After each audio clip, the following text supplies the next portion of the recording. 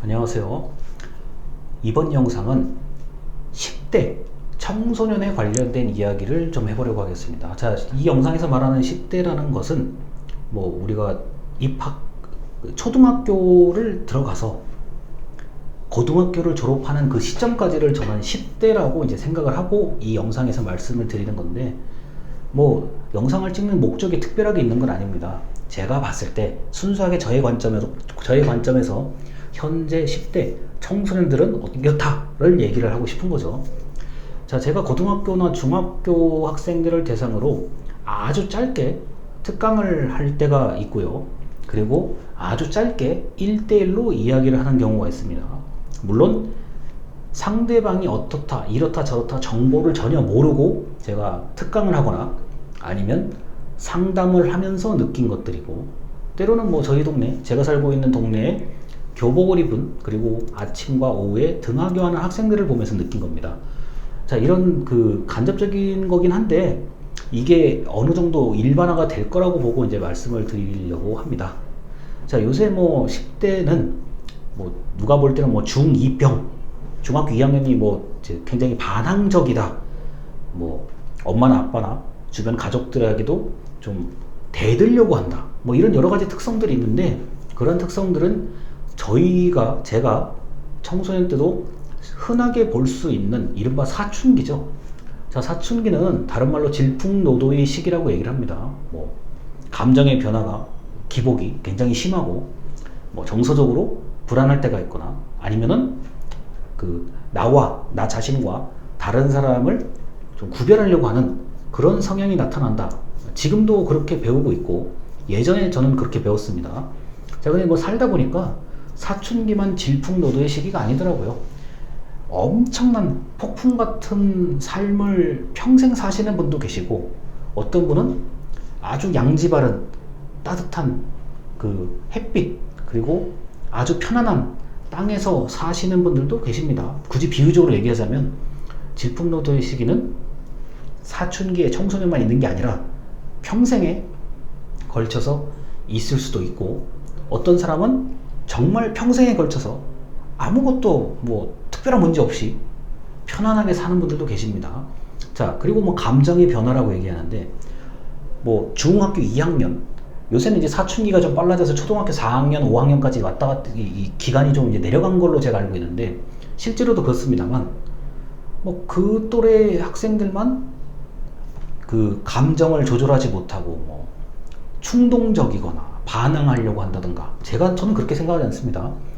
40대, 50대, 60대, 70대라고 하더라도 여전히 반항적이고, 여전히 어떤 분노를 참지 못하든가, 화를 주체하지 못하든가, 이랬다 저랬다 한다든가, 그런 분들 부지기수로 많습니다. 헤아릴 수 없을 정도로 많습니다. 그래서 저는 사춘기의 특성이 반드시 그때에만 나타난다고 생각하는 사람이 아닌 거죠. 자, 그리고 뻔히 아시겠지만 청소년들이 가장 지금 중요하게 생각하는 것은, 자, 정보통신기술 환경, 스마트폰, 그리고 스마트폰에서 얼마나 이걸 가지고 영상을 잘 볼 수 있는지, 사진을 잘 볼 수 있는지, 때로는 학습이요, 공부하는데 이걸 어떻게 쓸 수 있을지를 거의 제가 볼 때 99%의 그 비중을 가지고 스마트폰이나 태블릿 PC에 집중해 있는 거죠.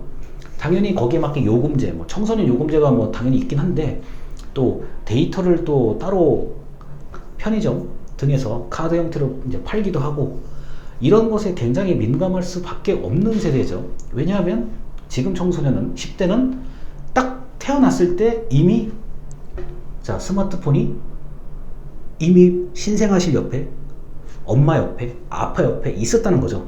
자, 그러다 보니까 전혀 그거를 작동하는데 꺼리낌이 없고, 또 그거를 이용하는데 전혀 문제가 없죠. 그냥 알아서 잘합니다, 제가 보기에는요. 그리고 게임하는 거 마찬가지죠. 시행착오 몇 번 겪어보고 친구들한테 이것저것 물어보고 하면 알아서 잘하죠. 자, 그래서 10대에게 필수품은 단연 스마트폰이고요. 그리고 사춘기, 그게 연령이 낮아졌다, 그래서 문제가 된다, 그거는 그때만 그런 게 아니라 전체 연령층에서 나타나는 그런 고유한 개성에 가깝죠. 옛날에도 화를 못 참는 사람은, 어릴 때 화를 못 참는 사람은 제가 볼 때는 어르신이 돼서도 화를 못 참습니다. 그게 한 번에 다 바뀌지가 않더라고요. 자, 그래서 이런 뭐 10대 청소년들의 이야기, 그리고 이제 우리가 언론에서 봤을 때 맨날 이제 뭐 학교 폭력, 뭐 괴롭힘, 자살 이런 얘기를 하는데, 또 대다수의 학생들은 아주 평온하게 그냥 집에서 학교 갔다가 학교에서 적당히 잠도 자고 친구들하고 놀고 밥 먹고 뭐 먹고 또 학원 갔다가 또는 자 뭐 집에 가서 인강을 듣는다든가, 이 어떻게 보면 다람쥐 쳇바퀴 같은 삶을 사는 애들이, 학생들이, 청소년들이 전 대다수라고 봐요.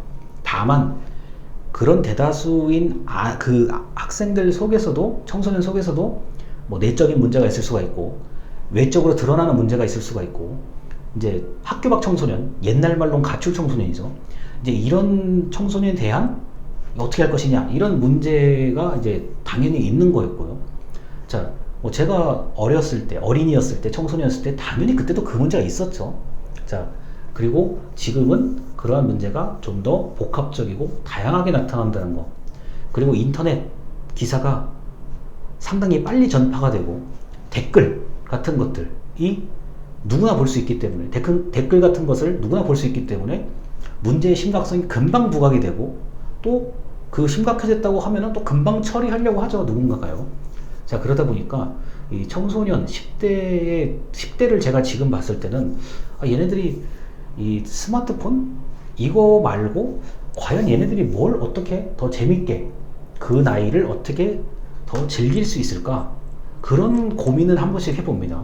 뭐 저야 이미 10대를 완전히 지나간 사람이긴 한데, 내가 지금 10대였다면 스마트폰으로 뭘 할 것이며, 만약에 이게 없다 그러면 나는 친구들과 선생님과 뭐 가족들과 나는 무엇을 할 것인가. 물론 놀거리가 많죠. 즐길 거리, 볼 거리, 들을 거 뭐 여러 가지 많겠지만, 뭐 난 만약에 내가 현재 10대라면 어떻게 했을까, 그런 상상은 많이 해봅니다. 특히 뭐 중고등학교, 이렇게 초등학교 교실 같은 데에서 우리 학생들을 봤을 때, 우리 때는 한 반에 50명이었는데 얘네는 왜 20명밖에 안 되지? 이거부터가 벌써 차이가 크게 나는 거죠.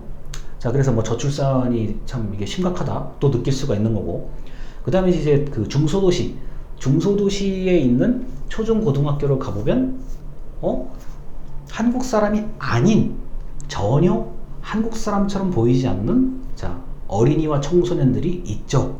이름은 다문화 가족인데, 자, 이곳은 저 아이는, 저 학생은 자 전혀 엄마 아빠가 다 한국 사람이 아니에요. 그런데 한국에 살기 때문에 한국의 초등학교, 중학교를 이제 다니게 되고 고등학교를 다니는 건데, 그럼 저 학생에게 과연 어떤 그 장애물 또는 과연 친구 관계가 얼마나 잘 유지될 수 있을까, 이런 거 고민은 실제로 해보기도 합니다.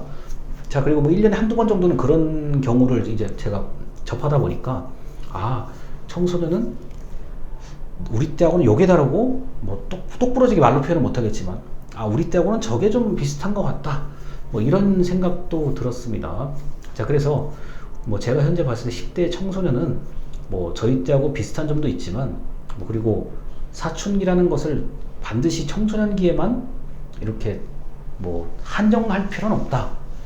그 사춘기라는 것은 얼마든지 다른 연령대에서 나타날 수가 있다. 그리고 스마트폰이 삶의 99% 정도 된다. 그리고 스마트폰에 관련된, 정보통신 기술에 관련된 것이 청소년들에게 뭐 이미 완전하게 영향을 주고 있다 정도로 저는 이제 해석을 하고 있습니다. 그래서 청소년, 초등학교 들어가서 고등학교 졸업하기 전까지의 그 대상을 두고 저는 10대라고 얘기를 했고, 그 10대를 봤을 때 저의 주관적인 생각들을 나열해 봤습니다. 들어주셔서 감사합니다.